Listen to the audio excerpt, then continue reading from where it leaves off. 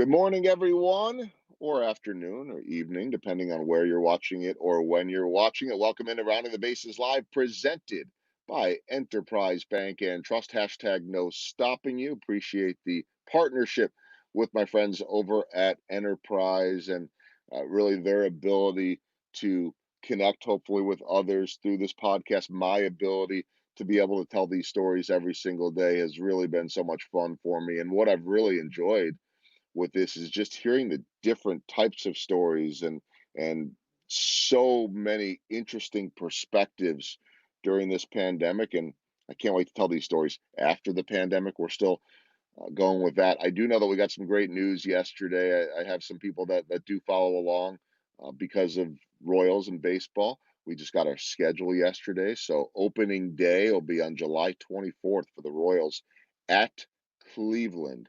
And so going to keep doing this show, even when games are going on here in the morning. And so maybe some adjustments here and there.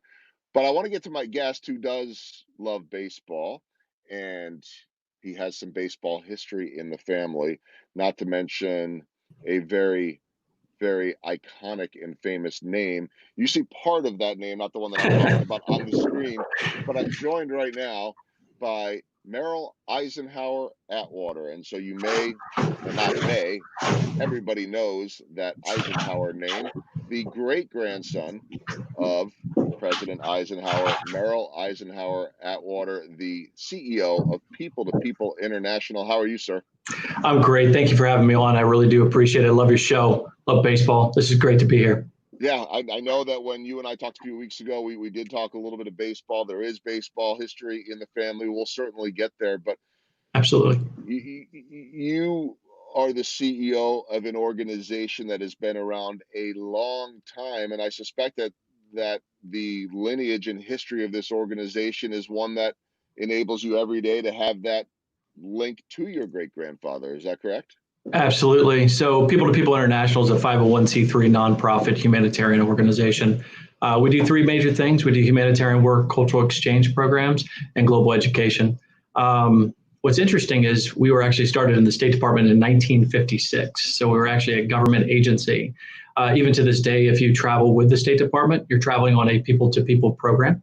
In 1961, we actually partnered with a gentleman most people in Kansas City may know, which is J.C. Hall, Hallmark Cards. And we moved into the private sector here into Kansas City. So it's pretty interesting ever since then. There's been an Eisenhower involved in the organization. My mother stepped down about 3 years ago as the CEO, and she was there for, a couple decades as CEO of People to People. And I took over and been enjoying it ever since. So what is it that you love about this organization beyond the family tradition, we can call it, and the generations that have been involved? What's so special about People to People? It's really every day I have an opportunity to try to change the world. That's the unique thing. Most people talk about trying to change the world. We do business in over 160 countries. We have 300 chapters around the world. One of the requirements to be a part of People to People is actually to do a humanitarian project every single year. So I can tell you that at a minimum, I do at least 315 because we do them here at World Headquarters. Friday, we're actually going to Habitat for Humanity's volunteering there, building some homes. Every day it's unique because we do get stories, some amazing stories. Like, for example, we're trying to put hand washing stations right now in Africa, dealing with COVID response down there. These things, you think hand washing stations, what does that mean? Whenever you have to go to an area like that, you'll find very quickly that water is a supply that's hard to do. Hygiene is something that's hard there. Being able to put something in for $50 that will change a whole entire village's outlook on things is a big deal. We do HIV awareness in Tanzania, living libraries, et cetera, et cetera. I go on all day long, but the bottom line is I get to try to help people every day, and that is a blessing by itself. And one of the things you and I were talking before we started the podcast is that we will have a lot of people from around the world that are watching this, maybe not live right now because it might not be the right time of day, but talk about some of those areas around the world where we might have some folks tuning in. Well, I'm hoping that some of my friends in Japan will tune in because they're huge baseball fans, and every time I go over there, they always want Royal stuff. So I'm hoping they'll turn in and come over. One of the former chairmans of our Korea People to People chapter is a huge baseball fan. I actually got him a Salvi jersey whenever I went over there last time and brought it to him. And they love baseball over there. It's something that they really truly care about. But more importantly, is I'm hoping that you'll have people from Africa, from Asia, from Europe, all watching this, South America as well. So we have a global reach. It's one of those unique things. We have thousands of members around the world, and we're very lucky to do that, especially during things like COVID and other things that are going on. I want to share the website here. There's a lot on there, but when we go in here and you start seeing some of the numbers too, 300,000 plus Right. students, 4,300 teachers, 103 countries, and one of the many quotes from your great grandfather here featured on the website: a people that values its privileges above its principles soon loses both. I read that, and there's part of me that wonders whether he was writing about or saying and describing what's going on in the world today, and maybe that is a description that could fit Merrill in any generation. But let's talk about Absolutely. all of these people that have been affected, and maybe a little bit of what President Eisenhower, your great grandfather, what Ike's vision was, and how we're doing today. Absolutely. So the reason why we were actually started the organization itself is because when my great grandfather was Supreme Allied Commander during World War II, he saw the worst of wars. I'm not just talking about the Holocaust, but I'm also talking about the fact that you have cities that are destroyed 95% and families that have been refugeed and moved out, and the destruction of actual total war. He believed that you and I, Joel, could do better. He believed that we could make a difference in the world. And the way that we could do that is literally just understanding each other's backgrounds, cultures, customs, and traditions.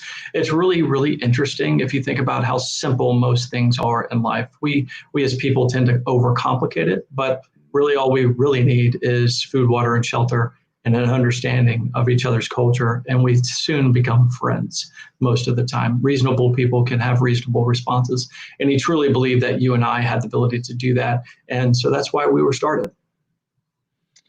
And let's talk about that growth too. I mean, Absolutely. certainly this is a different time than when President Eisenhower was in the organization or running this country for that matter, and in terms of just the way the world has gone and technology and on and on. So obviously you have the ability to do some things that they couldn't do then, and the next generation will have abilities that we don't have right now. What have been some of the, the bigger developments with People to People International in recent years? Absolutely. So what's interesting is needs never really change around the world. The basics always have to be met. Focus does change sometimes, though. So, for example, if you look at Tanzania, we work with a humongous refugee camp there, right? Where we go in and we work with over 100,000 women and children that are at risk for HIV. And we do things like awareness classes, teaching them that HIV is a thing. This is what's going on. All that. Our chapter literally does that right there. At the same time we're doing that, we're developing and bringing in things like sewing machines so that they can learn a trade and do something different than what they currently were doing. So the message always has been the same, but us as a people have become more connected. So the world has changed a little bit in that sense. Basics still there, but us traveling around the world, seeing things, moving people is much easier than it ever has been. I remember growing up, we used to think, hey, if you go beyond 40 miles of your house, you're going on a long road trip. I mean, it was a big deal, right? And today, I've been very lucky with my organization where I've been to every single continent around the world, trying to do good, trying to help people, learning about the cultural differences, and preaching tolerance, because tolerance is the key to most things out of life. I thought we'd pull up, since you were referencing it, Tanzania, and we can kind of scroll in there. I'm off a little bit. I missed it. It's okay. I was trying, but when you start to look, and I just pulled up Tanzania, but when you start to look on the website, and if I go out to all the countries here, and I was just doing this before. It is lit up all over in It terms is. of all these places. I mean, just the outreach. I'll go back and refresh this here. Just the outreach. Well, we got There you go. Tanzania here right now. Um, and I would imagine, having been to so many places, that you have these different emotions and these feelings when you, I don't even Wow. know if it's when you see a map, but when you have these attachments to all these people in these different cultures. So there's two things. One, I have friends all over the world because of this organization, which is really unique to say. I can pick up the phone. I can go to most countries that we have chapters in, and I can go stay in someone's house, and that's not a problem. That's a really weird thing to say as the CEO of a company. But what happened is where so it's interesting because you think you have everything figured out in the world, right? You think you have it all figured out in your own personal world. But the first time I actually saw poverty is when I realized that the world is a much different place than I thought. I remember I was in Guerrero, Mexico, and I was doing some business down there, and I had this family have us come in and sit with them. They had a three-sided house. There's three walls to the house and a roof, an oven, a table, and a dirt floor. Mhm. And they fed us a protein, which was the first time you've ever seen that. And you know that protein came from out there of something they didn't have, right? Mhm.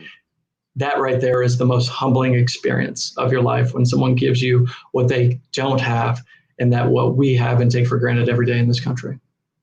It's pretty amazing. And I'm sure every one of those visits changes your perspective on life. But what I want to ask you about is your Sure. perspective right now, because these are challenging times for anyone, anywhere. This virus does not say, well, maybe we'll skip this group of people. It does Not not at all. discriminate. Yeah. There are places that are safer than others, and that's a whole deeper discussion of why, and certain practices and all of that. We don't need to get into that today, but how has COVID-19 affected your organization with People to People International, and your ability to do what you guys do? Absolutely. So first off, we have been very, very blessed. We have not laid anybody off or furloughed anybody. We've been able to keep a full staff, which is good because our chapters have been extremely active. We have, like I said, the hand washing stations in Africa that we're putting in place in different countries out there. That's something that's very important to do because they're without. But other chapters around the world as well, like our Korea chapters, are working directly with different people as well. And they're making sure that the youth understand the problem, making sure that the adults understand the problems. We have chapters that are literally going out to nursing homes and making sure that they have what they need, not necessarily going in there, but making sure that they have what they need, the supplies, the camaraderie, the friendship that goes on is really important. On the other side, in our cultural exchange side, traveling overseas is a difficult thing at this time. And overseas, whenever we travel overseas, that is a direct correlation to our bottom line as a nonprofit, because that allows for us to do those humanitarian works and allows for us to do those things where we, can get the donations that we need in order to continue to move forward. And just like every other nonprofit around the country right now, we are struggling. And in those sense, we've been very lucky the way that we've done things. We've played a lot of small ball, if you will, Joel, making sure we take the steps, doing the basics, making sure that the bills are paid. But more importantly is we've expanded our business practices and tried to change the way that we view our events. For example, our Global Youth Forum, where we take people from all around the country and the world, flying them into Kansas City. We are actually doing that virtual this year. That's a big change because we are people to people. We believe people should sit with people. And that's important to understand. So it does have effect, but I know that we're the lucky ones because we haven't had to furlough anybody or lay anybody off. And I know there's a lot of people that are struggling out there, and it's important for all of us to recognize that as a country, as a community, as a city.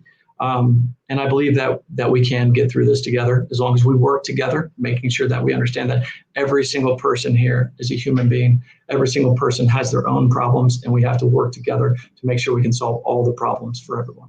Well, with what, 300 or so chapters around the world, you're talking about not just a lot of people, but a lot of different cultures. And so Oh, I know that the importance of that face to face is so much higher for an organization like yours when you need to be able to really understand and walk in someone else's shoes.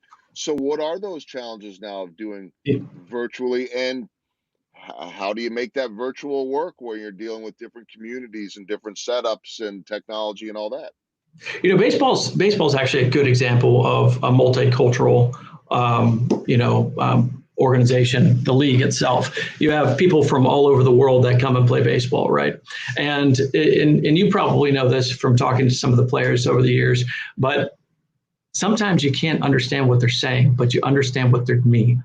And you don't even have to talk to them necessarily. You can look someone in the face, you can see the reaction, you can try to have a conversation. And it's really interesting to see how well you can communicate without even saying anything that's coherent.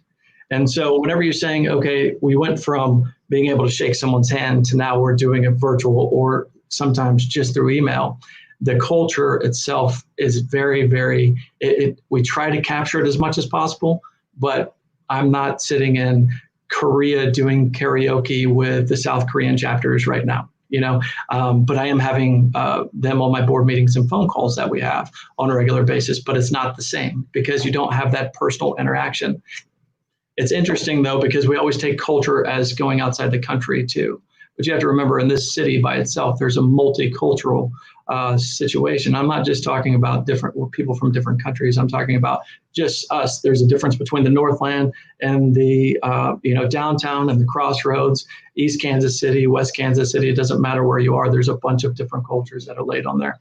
And I think it's important for us to remember that we have to be tolerant, understanding, and respect each other at all times. I think that's something we miss sometimes, and I think it's important for us to understand, especially in times like this.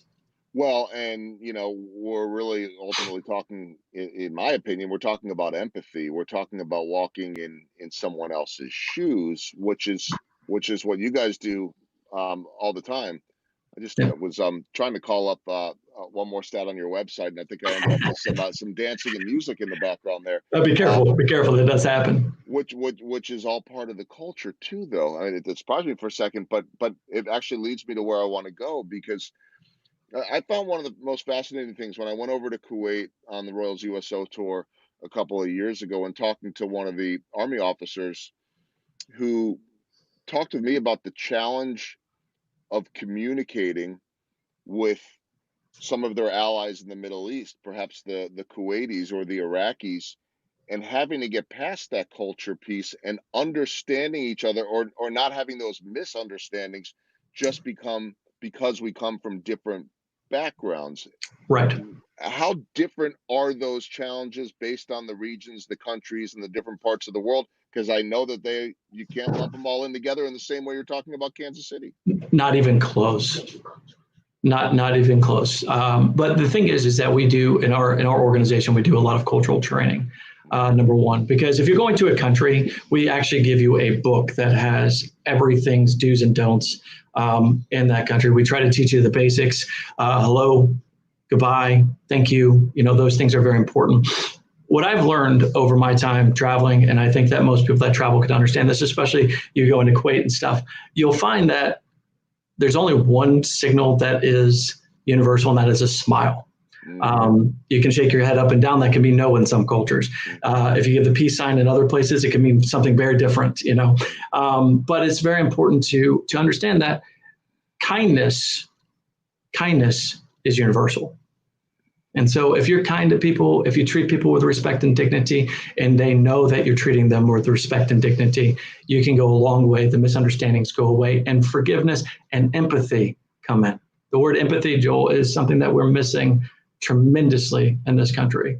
Not this country, but around the world. We have to put, like you said it twice already, put yourself in someone else's shoes. That is extremely important to understand, because if you do that, if you go around and you think that way, then all of a sudden you're saying, you know what? I don't understand that. But if I put myself in their shoes, I can at least see where they're coming from. And so that's one of those things that we absolutely teach. I was in Palestine less than a year ago, and I was in the Gaza Strip, and 2 days after I left, they were shooting rockets into Israel. Wow. For thousands of years, that area of the world are all basically the same people. They have the same food, They have a lot of the same culture, and it's important for us to understand that we need to work together to reconcile differences. But more importantly is you have to ask the question why. In history, you always have to ask the question why. Why is that going on? Can we make a difference? Have some empathy and enjoy each other. Because Martin Luther King said it the best, we're just one race, the human race. Well, your great-grandfather certainly knew a little something about Martin Luther King, right? They were friends. They worked together on lots of different things, but the most important thing, I think, was the civil rights legislation in 1958. I think that was something that was remarkable. It really did help move things into a direction that needed to happen and set up where Kennedy continued that, and Bobby Kennedy as well. Both of those people, by the way, were part of the people-to-people legacy. Every president until Obama has been our honorary chair. We've worked with. We still work to the State Department to this day, trying to see what we can fit in and what we can do to help out with those things. Well, and you told me something the other day when we talked that really. Oh no! Oh, that's offline.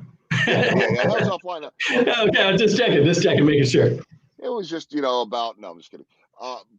But no, and I'll use this word a lot. I've already used it too. Perspective, and so many of us right now, myself included, feel like this is the worst time ever. Now, I truly believe that this has been the most challenging time of my lifetime. I also have chosen to turn it upside down, even as an out of work baseball guy, and say, wait a minute, there really is a lot of opportunity here. Oh my gosh. And I'm not even talking necessarily money. Of course, we hope that too. But in terms of my mindset, what I've been able to learn the last 3 months, how I've grown as a person, would I wish this pandemic on anyone? Absolutely not. But we can't control that at this point. It's happened. And so to me, I know that I'll forever look back at this time period as one of growth, even through the challenges. So that's just my own personal take. But you reminded me in our call that there were much worse times that if your great grandfather were still here, could fill us in on all of that, right? Oh, absolutely. So I always like to do this whenever I give speeches and I talk about certain things. I always talk about when my great grandfather was born, which was 1890. In 1890, we had no running water, we had no electricity. The year before that, his brother died of scarlet fever. Modern medicine wasn't what we have today. During his time, he lived through the Great Depression, the Dust Bowl in Kansas. Think about that for a second. So, and then of course, after the Great Depression, we have World War II. He didn't go to war in World War I, but in World War II, where he saw the complete devastation of a whole entire continent.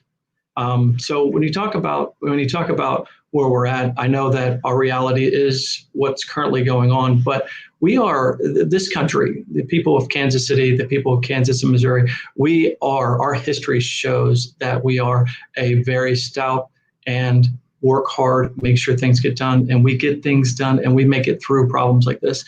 Think about it for 2 seconds. Think about all the trials and tribulations that have consequently that our ancestors, our grandfathers, our great-grandfathers, our great-great-grandfathers have had to go through to work to make sure that we have the lives that we have today in this country. It's pretty remarkable, and we should be proud of what we've been able to accomplish. We were able to basically stay at home and try to protect this country as individuals. And you got to remember that. Now, do I agree with everything? Of course not. Do I like everything? Of course not. Do I believe that we need to continue to work to be smart? Yes, of course. But every single person took it on themselves to try to make a difference, and that's something to be proud of. Not to be worried about. We should be proud of where we're at and work to continue to be great. Couldn't agree more. And I've tried to keep the politics out of it because this shouldn't be a political thing. Unfortunately, it's become a political thing. There should be nothing political about keeping people safe. That's in the simplest way to put it. That's how I would say it. October 14th. I think I knew this at some point that your great grandfather. Well, I didn't know you, but that President Eisenhower has the same birthday as, or I should say, my mom has the same birthday as President Eisenhower. October 14th.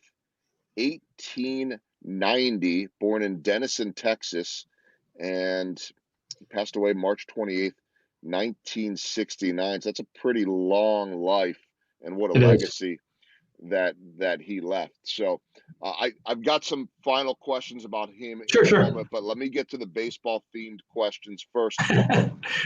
This is why I came on the show, is for the baseball questions, I know you're a big baseball fan. So you and I have discussed that you're missing baseball like so many of us Absolutely. have been as we record this here or go live right now in July, as we're getting close to what we think will be opening day. But professionally speaking, with Sure.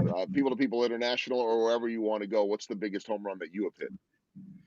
Well, at People to People, I've been very, very blessed. I spent some time celebrating the 65th anniversary of the treaty that was signed between the United States and Japan for the defense treaty there.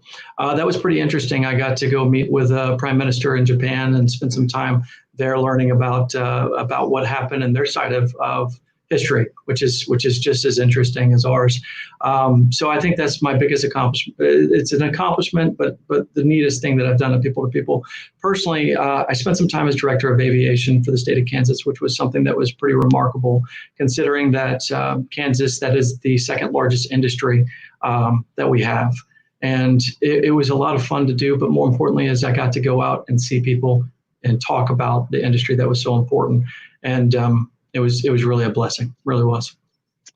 All right. The flip side of that is the swing and the miss. What's a swing and miss you've taken, and what did you learn from it? Oh man, I got these questions ahead of time, and I had to think about this. And it's kind of funny because when you fail, you always forget about your failures, and you always think about how you win, right?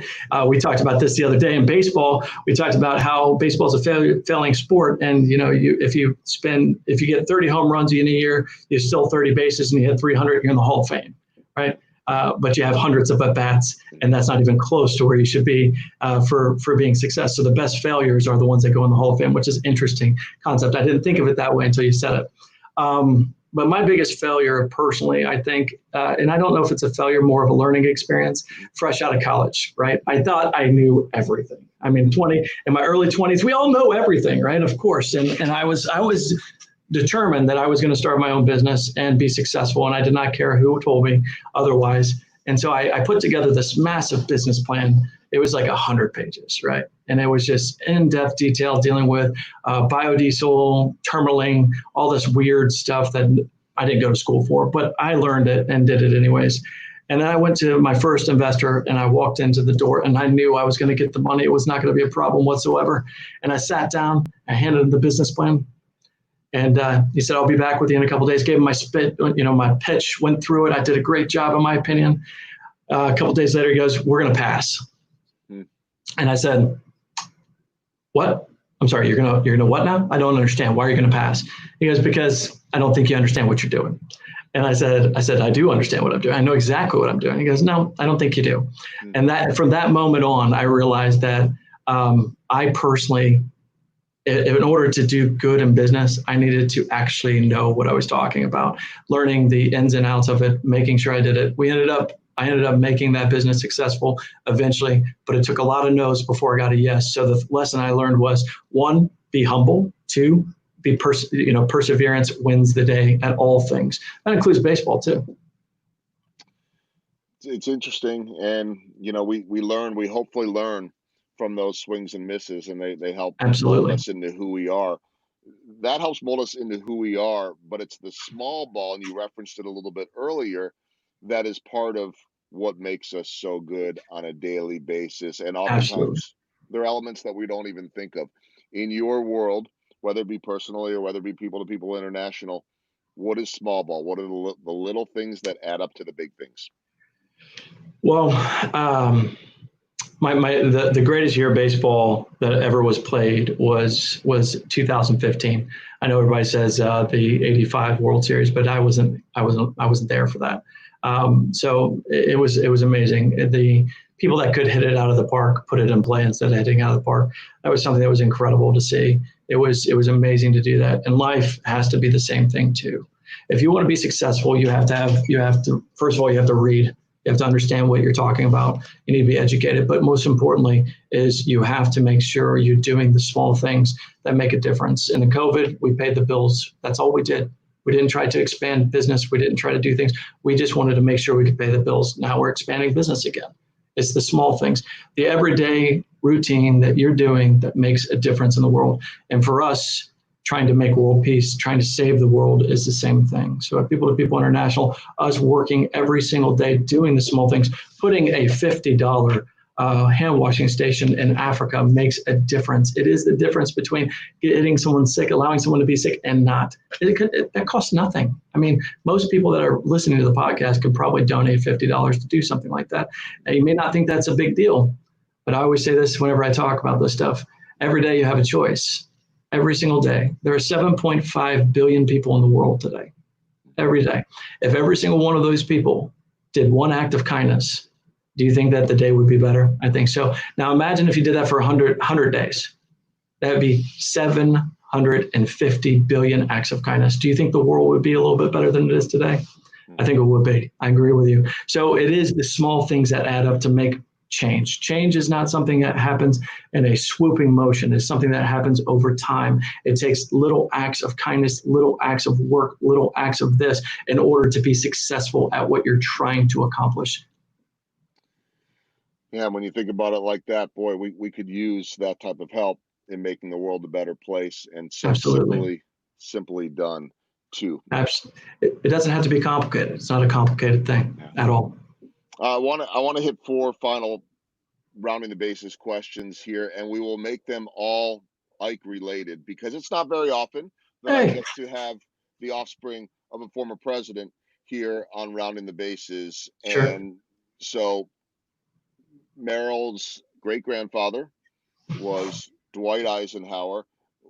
I think everybody, when they think of Eisenhower, think of the nickname Ike, but he had many nicknames too. Do you have a favorite nickname of your great-grandfather? Well, if you're talking to my mom right now, it'd be Granddad. Because you got to remember my mom. So this is the interesting thing about the whole thing, right? So my mother was born at Walter Reed, and she was christened in the Blue Room, and she was very young whenever the administration went through. And most of the things that we talk about, we hear about, the family stories I have aren't of him being a great general, aren't him being a great president, are more like him golfing with my Uncle David, more like, my mom getting a fishing boat and her sisters being jealous. There's this one great story where they were at the Gettysburg Farm, which was the Eisenhower estate for a long, long time. And General de Gaulle came in because most of the heads of state would go to the Gettysburg Farm before they went to conduct business in Washington, D.C. to see the president, because he spent a lot of time there. And so he was flying in, and he ends up coming to the house. And him, my aunts and uncles, my grandfather, my grandmother are all sitting on the porch. And my mom is like 5 years old, right? And she's climbing into the lap of General de Gaulle, President de Gaulle of France, and looking at him. And de Gaulle's just sitting there speaking French. He doesn't speak English as far as we know, doesn't do anything. He's looking at him, looking down, and he's looking at her, and he's looking at him. And he goes, "Why are your eyes so big? Why are those glasses so thick?" And he says, "Because I cannot see, poor me." Those are the stories that I know, right? So it's kind of one of those interesting things where it's not so much of the what happened in the White House. It's more of, hey, this is my family. It's no different than your grandfather and grandmother, Yeah, and those are the stories. Those are the family stories that will be passed on from generation to generation. So there was no right answer. I mean, I think obviously, people think about Ike as that main nickname, but there were certainly many others in there too. But yeah, Ike is actually a family name. So yeah, I knew that. Yeah, his father was Ike as well. His older brother ended up being Icky. I think it's because he had a runny nose most of the time, and Ike was Ike, and that's what people called him. It's kind of one of those interesting things. He was a great athlete too. Ended up playing football at West Point, and one of those things that a lot of people may not know. Well, that leads me to my second question. It won't be the football one, but it will be the baseball one, and some great baseball ties with your great-grandfather, right? Absolutely. We are a baseball family. And my great-grandfather, he was an athlete, but he ended up having to put his brother through school.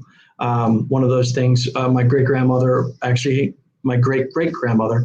had a college degree.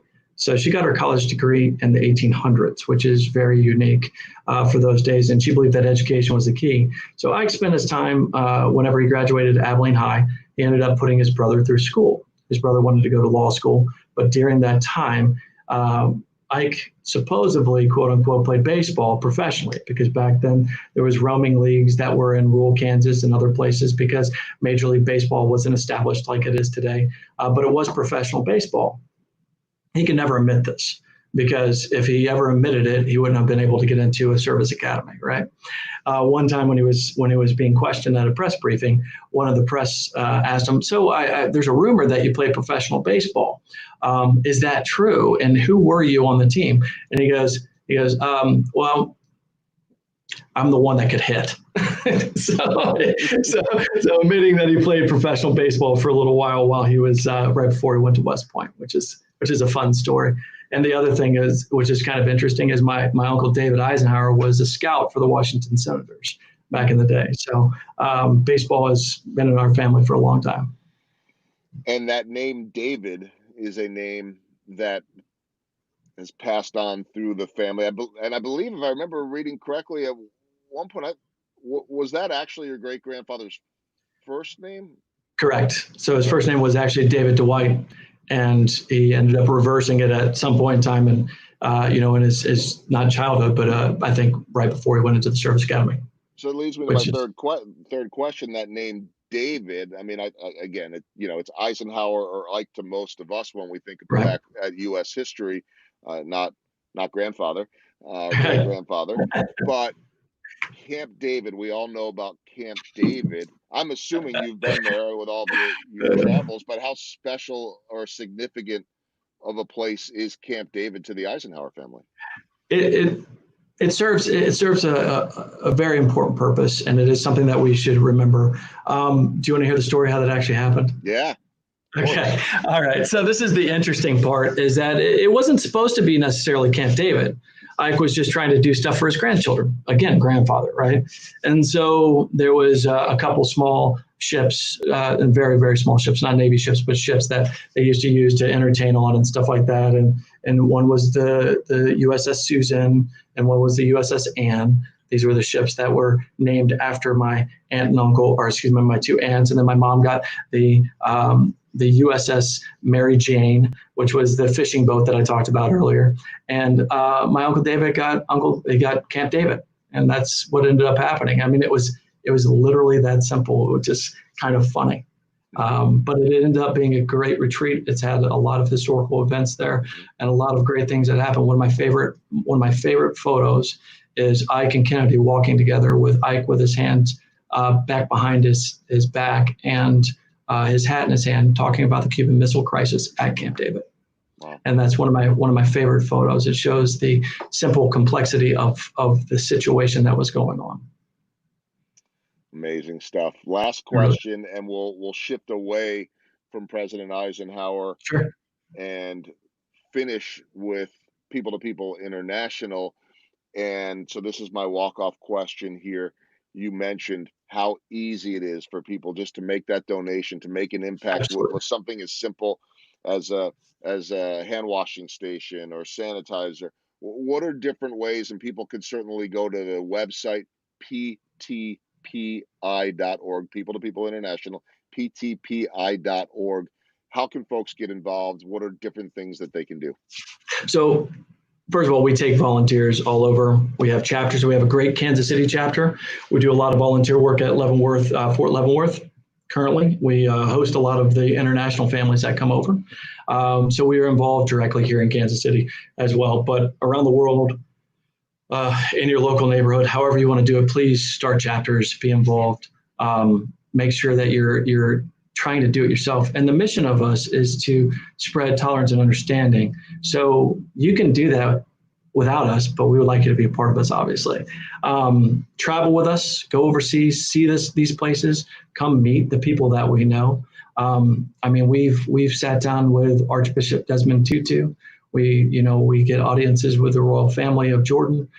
We go to Parliament. We do those things. That's the fun part. The other part is that we literally build, clear landmines, and we do HIV awareness. The best way to get involved is to go to people-to-people.org, ptpi.org. But if you'd like to donate to us to help us with our current project, which is hand washing stations, it's ptpi.org/donate. And so that would help us with those directly. There's a button there. All you got to do is click it, fill it out, and you're done. But the main thing is if you will take anything away from what we talked about today, it is two things. Number one, it's important for you guys, for everybody that's listening, to know that they have an opportunity to make a difference today. And it doesn't have to be some big grand gesture. It doesn't. All it has to be is to be kind to someone else. That's it. That's all it takes. And I know that sounds silly and simple, but that's all it really takes. So that's number one. Number two, continue your own legacy. Think about who you want to be as a human being and be that person. Remember that the person you're talking to at the moment could be having the very worst day of their life. So remember to always be considerate of that. Have empathy for the fellow person that you're talking with. I think those two things are the biggest takeaways. If you could do that, then you would be living my great-grandfather's legacy and the people-to-people mission. And that's really what that's what we're about. We want you to be involved. We want you to be here with us, but it's up to you. And that's the interesting thing, is that world peace is a choice. Change is something that happens when you choose to do something great. And being great is as simple as just caring about each other. Yep, and carrying on that legacy from President Dwight David Eisenhower all the way on down to the fourth generation here now to Merrill Eisenhower, Atwater, and I am sure many more to come. So ptpi.org or ptpi.org/donate, I believe is what Correct. you said. That's correct. You'll find it all on there real easily. It's a really, really well done website. So Merrill, I can't thank you enough for spending the time, for Absolutely, my pleasure. all of us about People-to-People International, because it's truly something that everyone can get involved. But also, what a nice bonus to be able to have a little bit of that history lesson too. I double majored in history, so I'll nerd out on that type of stuff any day. I could have done 5 hours just on your great grandfather. Absolutely, and anytime you want to have me on, talk about things, I'm happy to do it. I love your show, what you're doing. Your message is great, and let's grab lunch sometime, my friend. I would love to do that. We'll talk history and we'll talk baseball. Merrill Eisenhower, Atwater. Appreciate you, sir. Absolutely, my pleasure. Thank you so much. All right, it has been great to visit with the CEO of People-to-People International, Merrill Eisenhower, Atwater. I'm Joel Goldberg. It's Tuesday, so we still have 3 days of shows left to go here. Looking forward to that, and can't thank enough, as always, my title sponsor, Enterprise Bank and Trust, #No Stopping You. So grateful for the partnership with them, and so thankful to all of you for watching. Have a great rest of your day if you're watching this live, or if you're watching this later, or some of those folks in Japan and all those other places that Merrill was talking about. Hope that you have enjoyed this and that everyone continues to stay safe and healthy. My name is Joel Goldberg. Thanks for watching Rounding the Bases Live, presented by Enterprise Bank and Trust.